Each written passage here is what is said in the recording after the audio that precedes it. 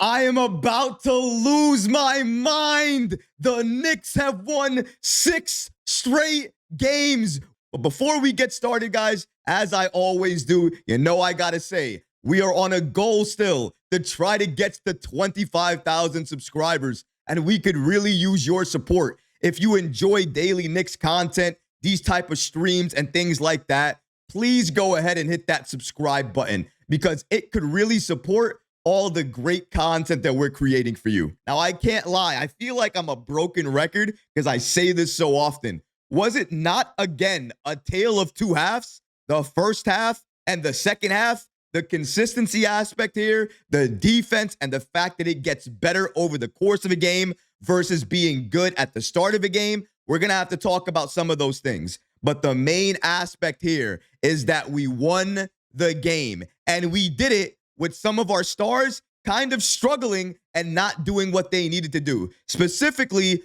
Karl-Anthony Towns, which in my opinion, that first half that we saw tonight against Orlando was probably his worst first half as a Knick. Have not seen it before. I doubt that I'll ever see that again. But we needed somebody to step up. We needed a win tonight because there is no way we were going to let this win streak go. So who did we look to? We look toward the roommates, Josh Hart and Jalen Brunson. Talk about two players that went off and would not allow us to lose this game.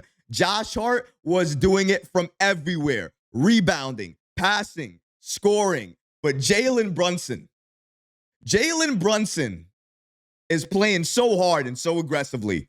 There's a play where he gets hit in an area you don't want to be hit in. And after that happens, it's like a flip switches and he proceeds to break down the Magic, their defense, and anything that they're throwing at him. He is passing the ball, getting others involved, scoring the ball, and helping this Knicks team get that victory. The way we played defense in that third quarter, the way we were able to take down the Magic in that third, headed into the fourth with our defense, taking out Jalen Suggs, who's really the life of that team. When he went out, that's when the game was over. The Knicks took over, and we won this game. 6 straight W's, and we are not done yet. We still have other games to win and more games to add to this win streak. But tonight, it's all about the Knicks beating down the Orlando Magic. We're going to break down exactly how the Knicks did that today. If you're not already subscribed to the channel, please go ahead and hit that subscribe button. And make sure you have notifications turned on. So that way, anytime we drop new content, you get notified. And now, let's get started. The Knicks take over the second half and beat Orlando for 6 W's. Now, this was the game that the Knicks needed to win because if you look at all of the current games they were going to play, Orlando was going to be the toughest just because of the way they play. They're a very scrappy team, a young team, and no matter who they have on their roster, they are always aggressive. Seemingly always aggressive against the Knicks. I'm not too sure why, but we're getting off the slow starts, and we have to fix that. Not to say that we're not staying in games or the game's not close. I mean, by halftime, we were tied, but we were tied to a Magic team that's missing 3 of their best players, all due to injury. We have to put things in perspective here if we're going to talk about the game right. That's why being tied with the Magic at halftime was kind of like feeling like you were down at halftime because the Magic should not be a team that's close to us or even trying to beat us. But they were doing that in that first half. Why? Because they were attacking. They were driving, they were attacking, and really, and this is why Karl-Anthony Towns got frustrated the entire game. It was really the way they were playing the pick and roll between Jalen Suggs and Goga Bitadze. The way they were doing that inside frustrated Towns a lot. When he focused on one defender, Bitadze was right there beating him on the other side, did that a lot. Bitadze, in terms of how he was playing inside, always active, always getting rebounds, always underneath. It's like the Knicks in box out did not exist with Bitadze in the game because he was always around the basket. Even when the Knicks were making their run in that third to fourth quarter, still around the basket, trying to get the Orlando Magic second chance opportunities. And when we break down the team stats, you're going to see the team rebounding and how the Knicks did in that regard. Not saying they did bad. I think they did well, but they could have done better if they boxed out a little bit more. Obviously, other things to talk about here, but the defense is still concerning because it's not consistent.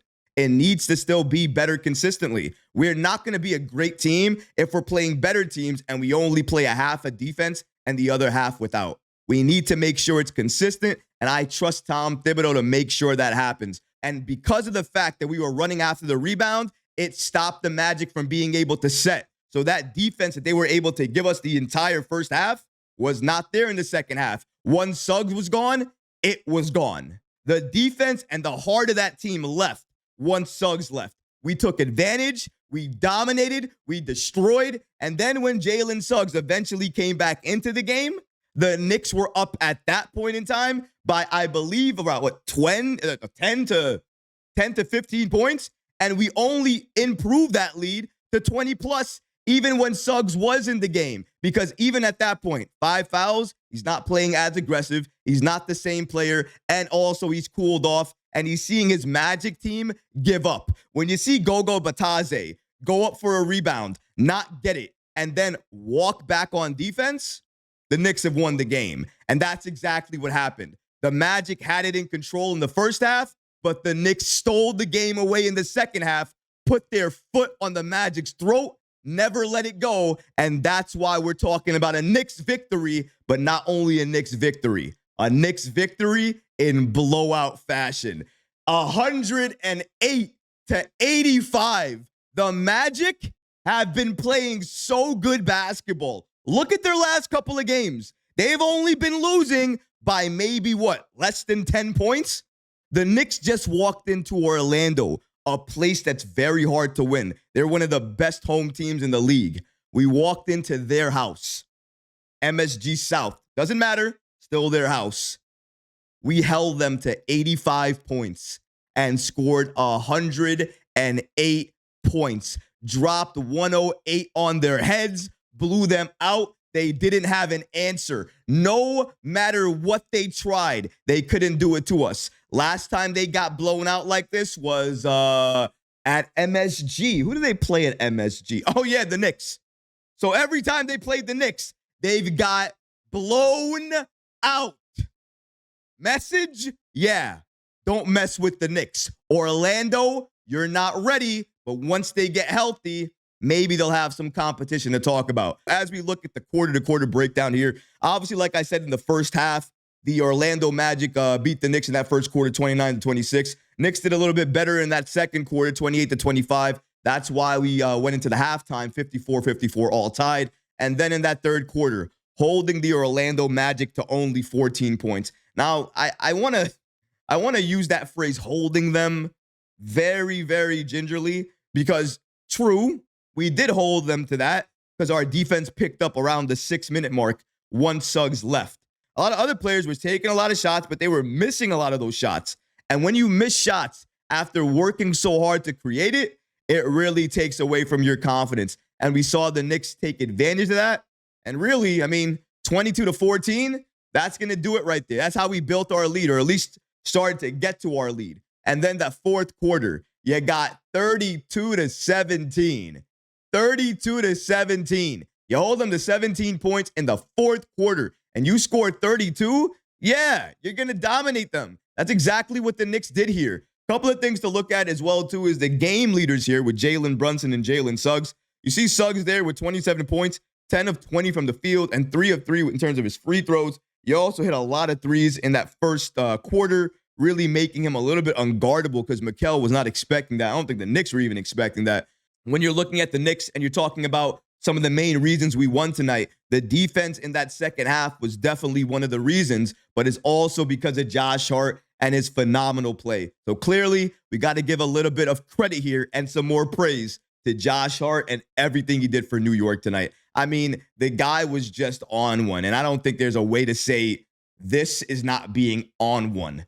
23 points, 13 rebounds, 2 steals, shooting 64% from the field. And mind you, the Knicks win this game while shooting 4 of 15 from 3. Yeah, we're going to get to that stat. Had more turnovers than assists as a team. Yeah, we're going to get to that. And missed 10 free throws. I don't know why they're free when we just keep missing so many of them. But we did all of that. All of that happened. Karl-Anthony Towns not having his best game. And we still won by 23 points. And Josh Hart, by the way, has 23 points. I mean, listen.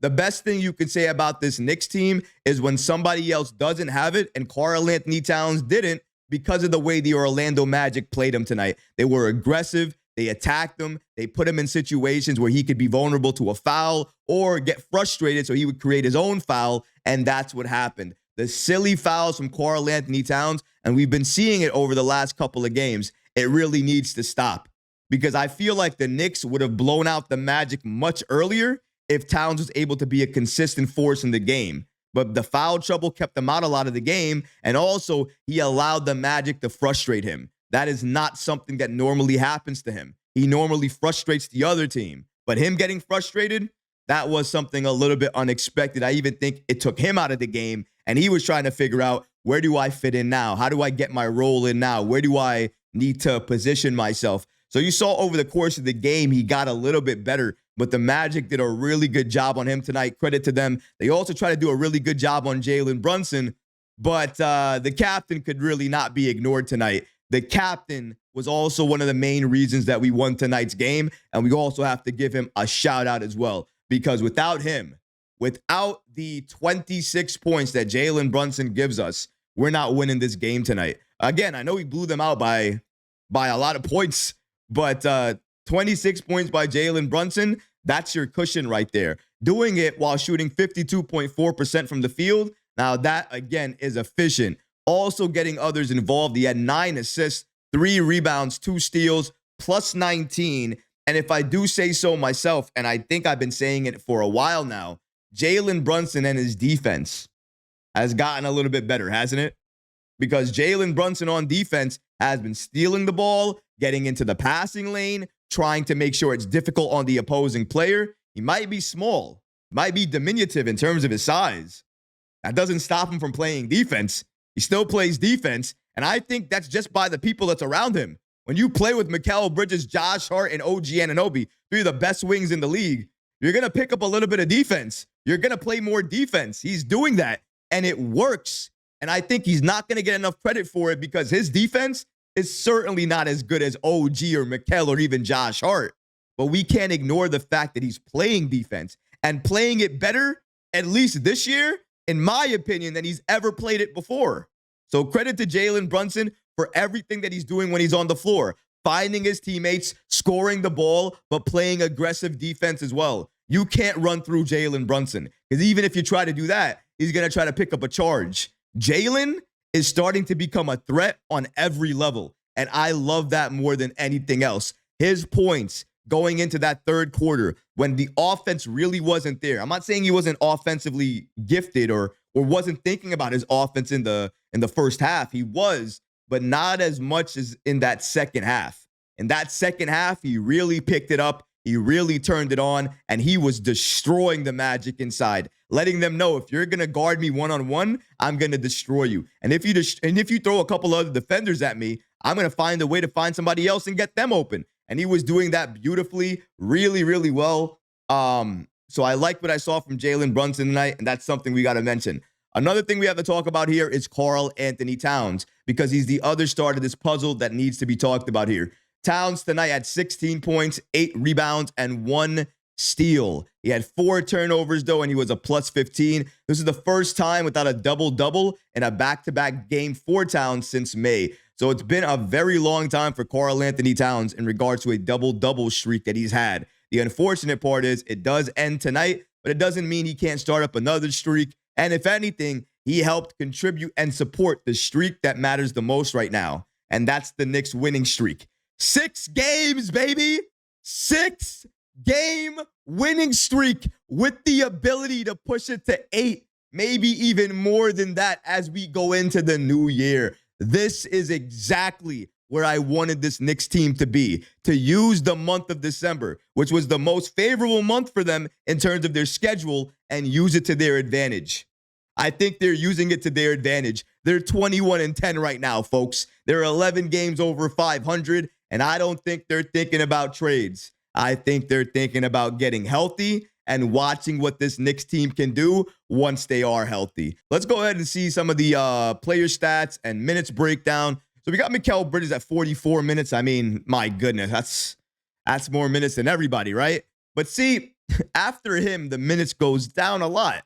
So you got OG Anunoby at 28 minutes. He didn't play a lot, although he was in foul trouble. Karl-Anthony Towns, 34 minutes. Again, foul trouble. Jalen Brunson, 37 minutes. A little bit high, but he had to play those minutes. I mean, we didn't really have that many players going down the stretch. Josh Hart at 38 minutes. Definitely needed minutes there. Might be a little too high. Like I said, I like everybody around Karl-Anthony Towns minutes. About 34 or under is perfect for me. You see Achua there with 21 minutes. Jericho Sims with 1 minute. Cam Payne with 6 minutes. Deuce McBride with 22. And Landry Shamet, actually, with 10 minutes. Now, Shamet checked in into this game in the second quarter. Was not expecting that. An early substitution. Played more minutes than Cam Payne. Another thing I wasn't expecting. Likely because they wanted to see what they could get out of him. Clearly, if he can shoot the three like he was making during this game, it's going to be something that we could definitely use off the bench. And I think at times you saw what Tom Thibodeau wants to utilize that lineup for.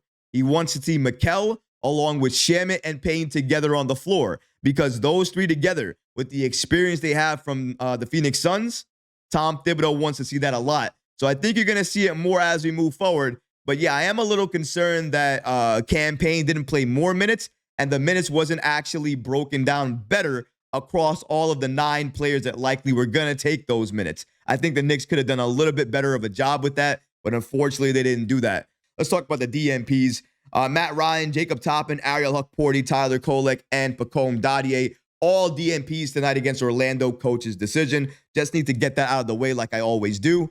Now let's go to the players that we should talk about in terms of what they actually did on the floor. So I thought with Mikal Bridges tonight, 44 minutes played, 17 points, 3 assists, 2 rebounds, 6 of 12 from the field. I mean, he didn't really do what he needed to do from 3, but although he kind of realized early on he didn't have it from 3, and I thought that was the best thing he could give New York. He found that his efficiency was going to be more inside. He stuck to that, and you got to like Mikal Bridges for what he was able to contribute. But off the bench, a player that I have to note, or really 2 players I have to note, Deuce McBride and his playmaking has been just taking another step. 22 minutes, right? But 5 points, 5 rebounds, and 3 assists.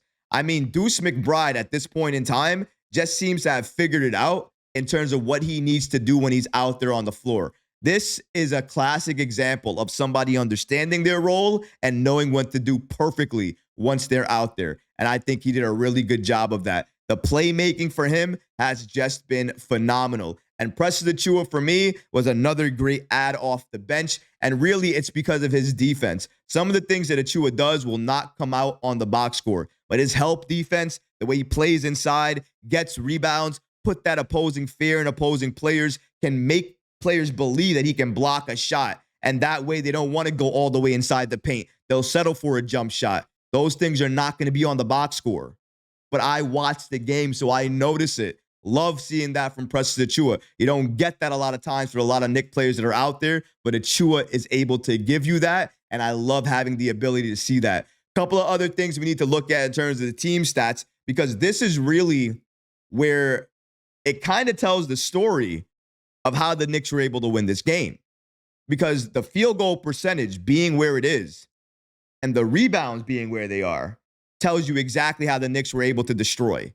54.1% from the field for New York, 36.8% from the field for Orlando. Orlando continues to be one of the worst shooting teams in the league. 30.3% from 3 for Orlando. I mean, they had it going in that first quarter. When I say they, I really mean Jalen Suggs. But after him, there's really nobody else. 30.3% is just atrocious. Then the Knicks didn't do any better.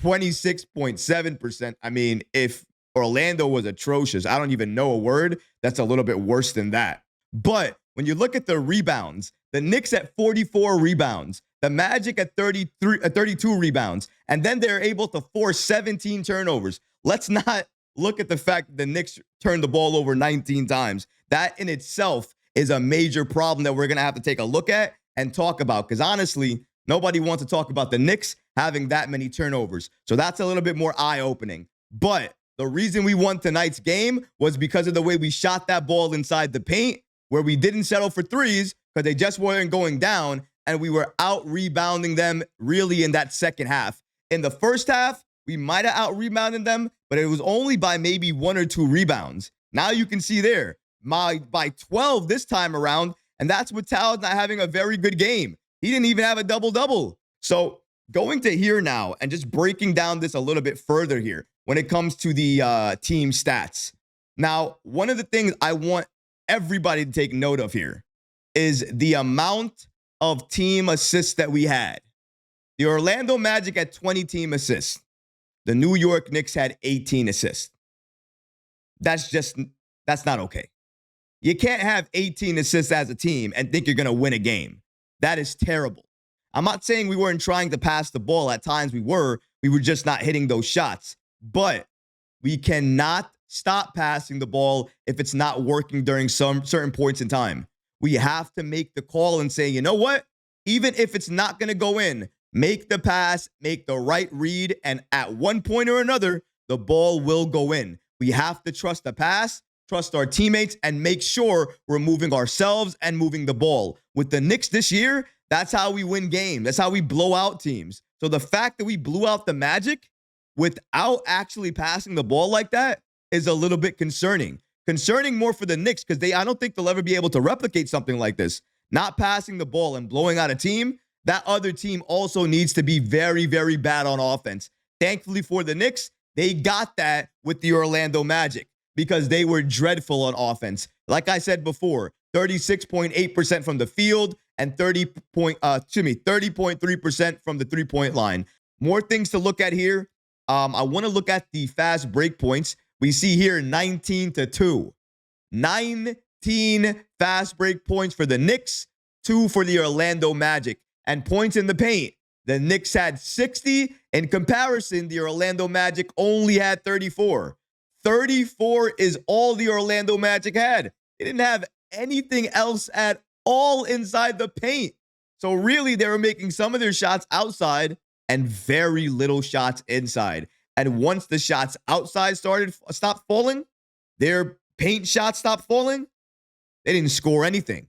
There was a period where they didn't score for 3 or 4 minutes, and the Knicks were going off in those 3 or 4 minutes, and they had no response, no answer. One of the best thing about the long breakdown of team stats is we're able to see the team assists. We're able to see the fast break points, the points in the paint, and that will tell you everything you need to know about how the Knicks were able to dominate and win this game. And this is a game, traditionally, that the Knicks shouldn't win because we really didn't come to play in that first half and we didn't pass the ball. But if you look at everything else, we did everything else right. We came to play in that second half, and thankfully, because we were playing against the Orlando Magic, they couldn't make a shot to save their life. And we were able to take advantage of that and win. Also, with Jalen Suggs getting into foul trouble, that really changed the entire game. Phenomenal job by Tom Thibodeau in terms of some of his adjustments. But I do agree, I think he needs to utilize his bench a little bit more, play them some more minutes, so that way we spread the love around and we're not tiring out any other player or any one specific player. I'm still looking at Mikal Bridges, Iron Man, play 44 minutes. I don't like the look of that. Hopefully, moving forward, we can control that. But a W right now is a W, and I will absolutely take it. The Knicks won, baby. Let's go. Go New York, go New York, go. Go New York, go New York, go. But what about you guys? What did you think about tonight's game? What did you like about tonight's game? What did you not like about tonight's game? Maybe there was something that I was supposed to talk about that I didn't talk about that you wanted me to say. Let me know in the comment section below, guys, because honestly, I would love to hear from you. But that's going to do it for this episode. I hope you enjoyed it. And if you did, go ahead and smash that like button, leave a comment below. And of course, guys, please subscribe to the channel. Until next time, Knick fans, take care of yourself, your families, and each other. Peace and love.